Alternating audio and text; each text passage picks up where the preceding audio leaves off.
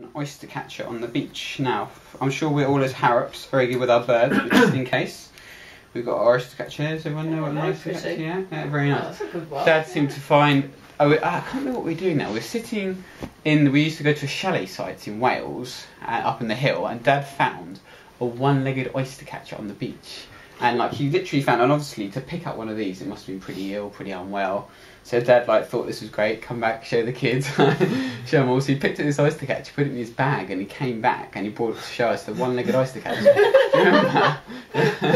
And then so he brought it all to show us, and because obviously Dad is always about fostering interest, it's an exciting thing for us.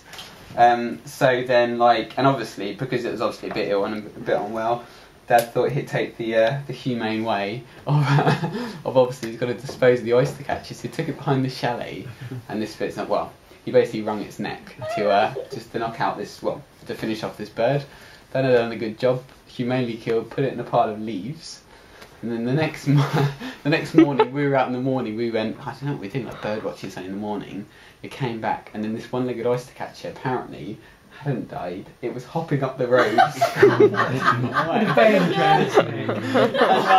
just couldn't believe it. Poorly now. So not only had exactly that. Broke its leg. It's on the leg. And so I remember Dad. Do you remember that? Dad? You ran after it and caught it, and then we carried the oyster catcher down onto the beach, and then he put it down on the beach. It walked along and then flew off down the beach. Obviously, it must have been with a massive headache, I'm assuming. You obviously Flew off in a circle. You couldn't do it. Did you actually not do it at all? You went round the back and you didn't do it. No, and I you did. let it hop I off. genuinely did try to put it out of its misery. Okay, don't go so you can. Aww. It wasn't another oyster catcher. Was it? Well, it could One have leg. been number 2, couldn't I it? couldn't believe it, yeah. But no, I guess Dad always wants to do the right thing, but whether she just left it alone that day. Yeah, I learned my lesson.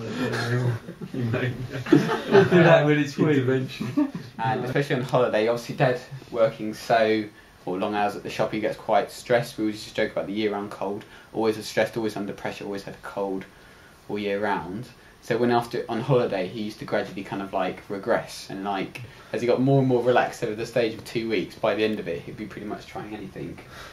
So on that long holiday, we went to the south of France. There was this storm called a Mistral storm. They're basically winds which come in, if you can see from here and here, they come in from low pressure and high pressure. Meteorological disaster. So basically, the Mediterranean obviously is completely flat, no waves, no anything.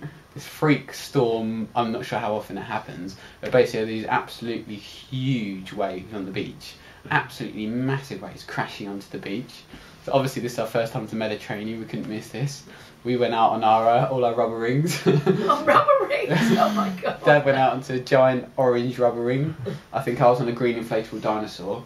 Patrick, I think Patrick was on something else, I can't think now. You're so many supermarkets. And I think Dad was bobbing around in the waves. It's the sort of waves when they literally pick you up and slam you down onto the beach. So you'd be dragged under the water, come up with sand in your shorts or your hair or everything, and go back in for another go. And Dad obviously is one of these times he got picked up, put straight onto the beach. And then I just remember my vision of Dad kind of running out the water, dragging his rubber ring behind him. And he was just complaining about it. He felt it's sort of almost like a grinding or something funny there. Oh, yes, that's right. Yeah. Oh, God. It turns out he'd broken his collarbone. And we had to drive to, it was in Montpellier, we had to drive to hospital, but we didn't know the In way. swimming costume with the inflatable crocodile. And we hit the first traffic jam the whole holiday. Yeah, All it the was in the hospital. hospital. And following an ambulance in Yeah, there because exactly, we didn't yeah. find the Mum couldn't find the way to the hospital, so basically there's this ambulance pushing through the traffic. So Mum, in her desperation, followed after this ambulance all the way to the hospital. So, Yeah. but Dad, yeah, well, exactly that. Totally spoiled the whole holiday. Yeah, I just remember that, honestly, that was my moment when I thought you'd ruined our day. I remember we couldn't leave the beach. Selfish.